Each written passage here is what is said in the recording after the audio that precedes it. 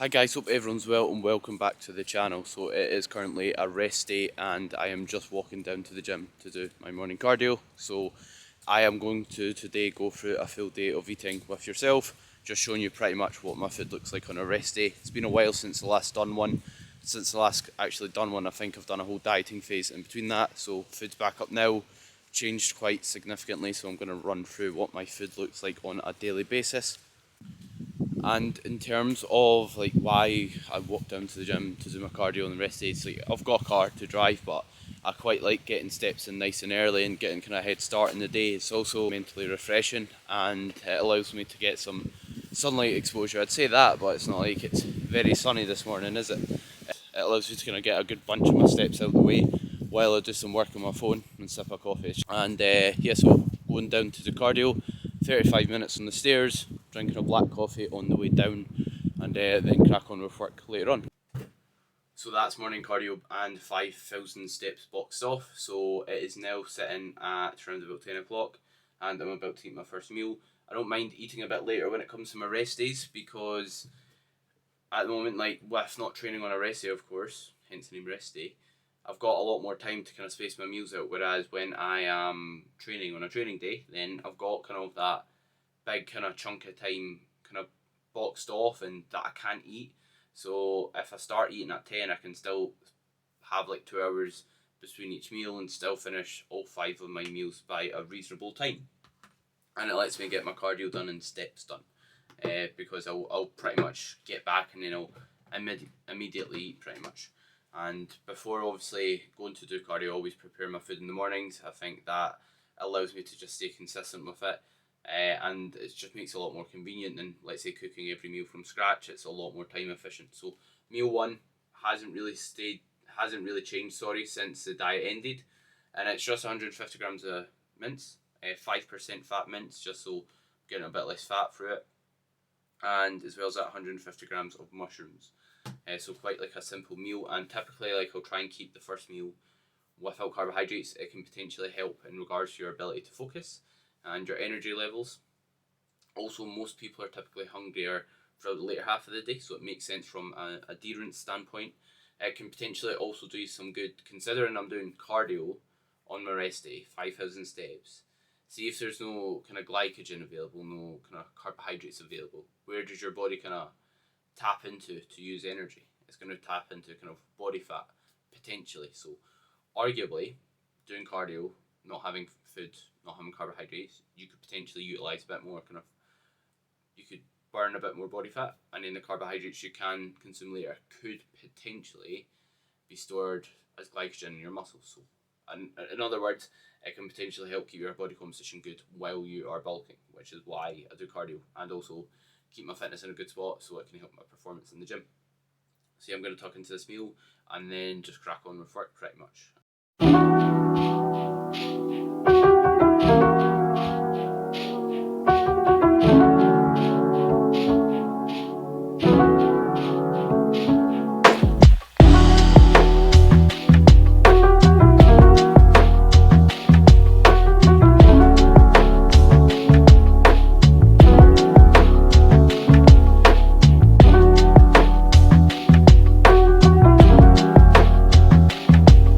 For my second meal of the day, I have 120 grams of chicken, 125 grams of basmati rice, and 100 grams of veg, which is through green beans and a couple mushrooms sprinkled in there because I ran out of green beans, and then some jalapenos as well.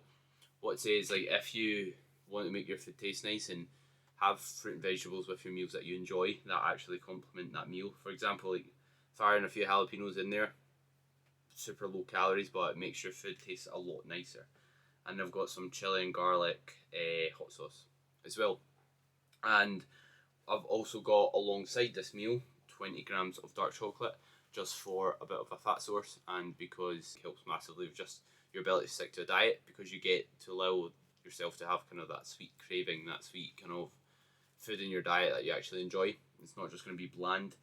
So yeah, and on this meal, and on all my meals actually, I've got 3 grams of salt and I've got 2 grams of pink Himalayan salt, 1 gram of low sodium salt for appropriate electrolyte balance, which simply means I'll have appropriate amount of kind of salt in my diet so that I can perform well, recover effectively, and have good energy levels throughout the day. How much salt you need is dependent on your activity levels. The more activity you do, the more water you drink, the more salt you'll require, which is something to consider. I personally think 10 to 15 grams a day is something to aim for if you are highly active, like training 5 times a week, or if you've got an active job, etc., and you're sweating a decent bit. That's what I personally recommend for. So my third meal of the day is 125 grams of cream of rice. So cream of rice is just basically, if you think about like rice ground up, and it's a similar consistency to something like porridge. So you just make it with boiling water, stir it, microwave it, and then I've got 40 grams of whey added to that with 100 grams of blueberries and 20 grams of dark chocolate on top.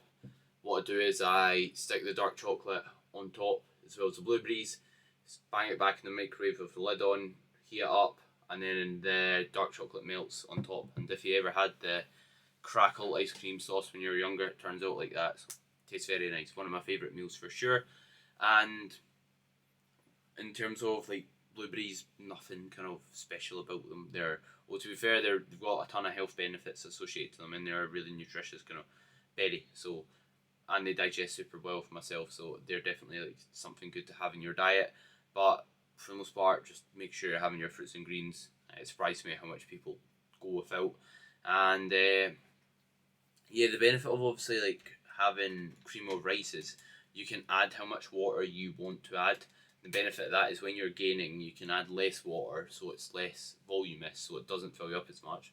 And when you're dieting and your hunger's higher, you can add a lot more water to it to make it higher in size, and as a result, a lot more filling as part of what's going to kind of fill you up and give you feelings of fullness is when kind of food takes up volume in your stomach, if that makes sense. So I'm going to tuck into this. It's currently 3 o'clock. I'm going to eat this meal, then get some more steps in, and then return to work. So we're back with meal number 4, which is 150 grams of salmon, a healthy protein source and a good source of omega-3 fatty acids, which help with things like inflammation, as I've touched on prior. 125 grams of rice. We've also got 150 grams of stir fry mix. This is supposed to be green beans. I just found out I didn't have enough green beans this morning, and on the way back home from my cardio, I popped into a shop and there wasn't any green beans there, so I got a stir fry mix because it looked good. So yes, it's usually green beans, and then some chili and garlic hot sauce again on top. So yeah, quite looking forward to this meal. I finished my diet I think 3.5 weeks ago, but my hunger's still, or 4 weeks ago tomorrow actually, or 4 weeks ago after today. I'm recording this on a Sunday. So yeah, hunger's still pretty high to be honest, but manageable for sure. And with my rice, what I like to do with it, sounds weird, but I try and make like sticky rice. So I put like 4 times the amount of water as I'll do rice, and it brings it out a consistency like this. So it's not like you can eat it with a fork, for example. And I really like it like this. It tastes a lot better in my opinion. It's a lot easier to eat a lot of. It's not as dry. So yeah, if you're wanting to make sticky rice, give it a try. You stir it after it's cooked, add more water and stir it until you've got like a nice sticky consistency. It doesn't sound too appealing, but I promise it tastes nicer than it looks and sounds. So yeah, I'm going to get stuck into this meal and pretty much just do some more work steps and then prepare my food for tomorrow. It's been quite like a boring day to document, to be honest. It's absolutely chucking it down at the side whenever I've done steps, and apart from that I've just been working pretty much, but hope you are enjoying the content anyway and you're getting some value from it. So please excuse the blue light blocking glasses. Now it's time for meal number 5 of the day, which is somewhat similar to meal number 3. It is 100 grams of ground rice, so slightly less, 125 grams of ground rice, 100 grams of blueberries, 20 grams of almond butter, and 30 grams of honey. So yeah, just foods that simply digest well, source of protein, nothing really special about this meal once again. And benefit of honey is it's just easy to digest carbohydrate that can help you kind of push calories up without as much food volume. What I mean by that is if I added that via more fruit, then the overall volume and the overall amount of digestion my stomach needs to do is going to be greater than honey, because honey doesn't really add a lot of kind of volume, or doesn't add a lot of size to your meal, if that makes sense. So it's super easy to eat. So yeah, like I said, my meals are spaced out 2 to 2.5 hours between each other, and in my training days, in comparison to my rest days, training days calories are a bit higher because the demand for calories is a bit higher because I'm training, of course, and my post workout meals a bit bigger, and there's more kind of food around that post workout window where you can utilize it greater, because something called GLUT4, which is a glucose transporter protein, is elevated, simply meaning you utilize food better around the training window. So if I have, let's say, more carbohydrates post workout, I'll utilise them a bit better. So that's kind of the difference. Whereas training rest days, food's distributed a bit more even, with a wee bit more calories towards the later end of the day, because it's closer to my training, closer to when I'll need it and actually utilise it. Whereas first things on a rest day, I don't really need the food, if that makes sense. But yeah, hope you enjoyed the video. Gonna eat this and watch some Impractical Jokers. I just pretty much been working today and then prepped my food for tomorrow, checking in with my coach tomorrow morning, so I got my food prepped, so I don't need to do that. And then I'll eat this meal, get some steps in, and then pretty much chill, and then go to bed for 10 as usual. So thank you very much for watching. If you enjoyed it, any support greatly appreciated as per, and have a great rest of your day.